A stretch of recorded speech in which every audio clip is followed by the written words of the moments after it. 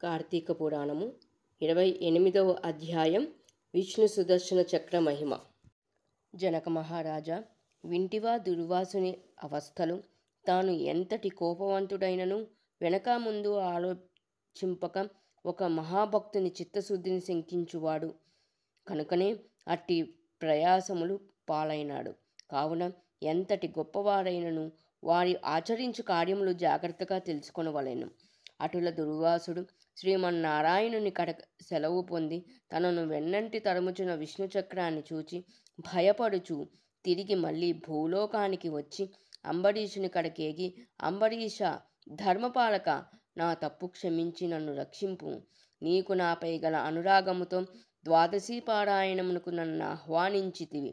కానీ నిన్ను కష్టముల పాలు చేసి వ్రతభంగము చేయించి నీ పుణ్యఫలము నాశనము చేయ తలపెట్టితిని. కాన నా దుర్బుద్ధి నన్నే వెంటాడి నా ప్రాణములు తీయుటకే సిద్ధమైనది. నేను విష్ణువు కడకేగి ఆ విష్ణు చక్రము వలన ఆపద నుండి రక్షింపుమని ప్రార్థించి తిని. ఆ మహా పురాణ పురుషుడు నాకు జ్ఞానోదయము చేసి నీ వద్దకి ఏగుమని చెప్పినాడు. కాన నీవే నాకు శరణ్యము.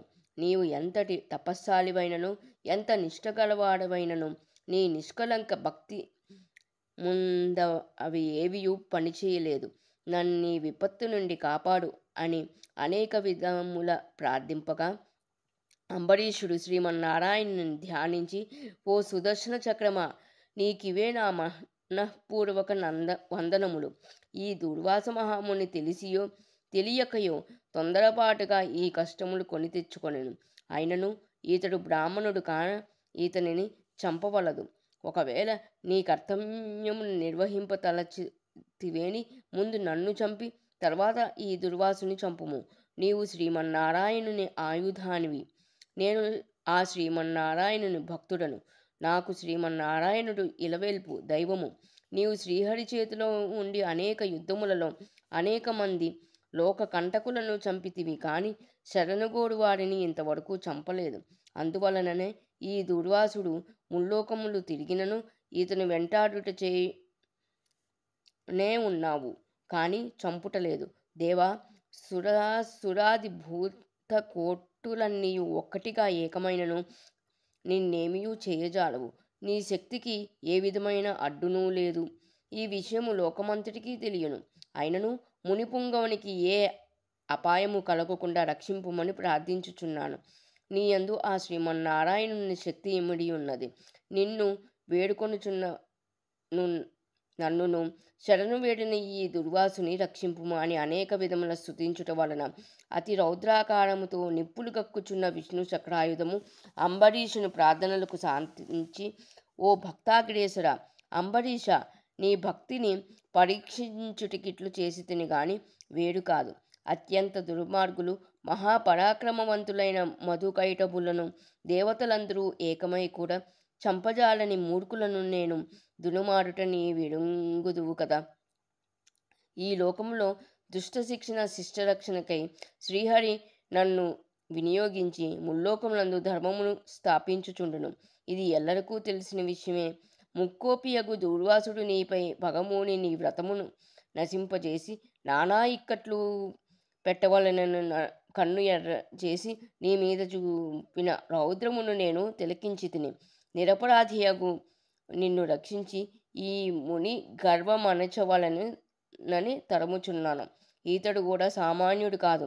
ఇతడు రుద్రాంశ సంభూతుడు, బ్రహ్మ తేజస్సు గలవాడు, మహా తపస్సాలి.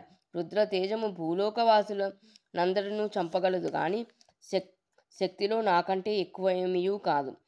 సృష్టికర్తయగు బ్రహ్మ తేజస్సు కంటెను కైలాసపతియగు మహేశ్వరుని తేజస్సు కంటెను ఎక్కువ అయిన శ్రీహరి తేజస్సుతో నిండి ఉన్న నాతో రుద్ర తేజస్సు గల దూర్వాసుడు, క్షత్రియ తేజస్సు గల నీవు కానీ తలతూగరు, నన్ను ఎదుర్కొనజాలరు. తనకన్నా ఎదుటివాడి బలవంతుడై ఉన్నప్పుడు అతనితో సంధి చేసుకున్నట ఉత్తమము. ఈ నీతిని ఆచరించువారు ఎటువంటి విపత్తుల నుండి ఆయనను తప్పించుకొనగలరు.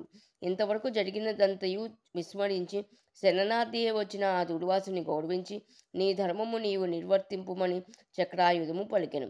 అంబరీషుడు ఆ పలుకులు ఆలకించి, నేను దేవ గో బ్రాహ్మణాదుల యందును స్త్రీల యందును గౌరవము కలవాడను.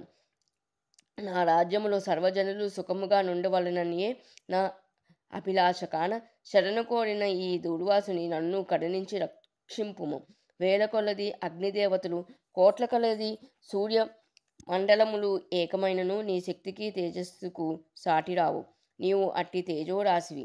మహావిష్ణువులో నిందితులపై, లోకకంటకులపై, దేవ గో బ్రాహ్మణ హింసాపడులపై నిన్ను ప్రయోగించి వారిని శిక్షించి తన కుక్షియందున్న 14 లోకములను కంటికి రెప్పవలే కాపాడుచున్నాడు. కాన నీకివే నా మనఃపూర్వక నమస్మృతులు అని పలికి చక్రాయుధము పాదములపై పడెను.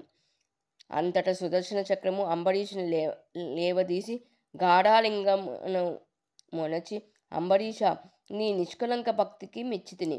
విష్ణు స్తోత్రము 3 కాలముల యందు ఎవరు పఠింతురు, ఎవరు దాన ధర్మములతో పుణ్యఫలమును వృద్ధి చేసుకుందరో, ఎవడు పరులను హింసించక, పరధనములను ఆశపడక, పరస్త్రీలను చెరపట్టక, గోహత్య, బ్రాహ్మణ హత్య, శిశుహత్యాది మహాపాతకములు చేయకుందురో, అట్టివారి కష్టములు నశించి దూర్వాసుని రక్షించుచున్నాను. నీ ద్వాదశి వ్రత ప్రభావము చాలా గొప్పది.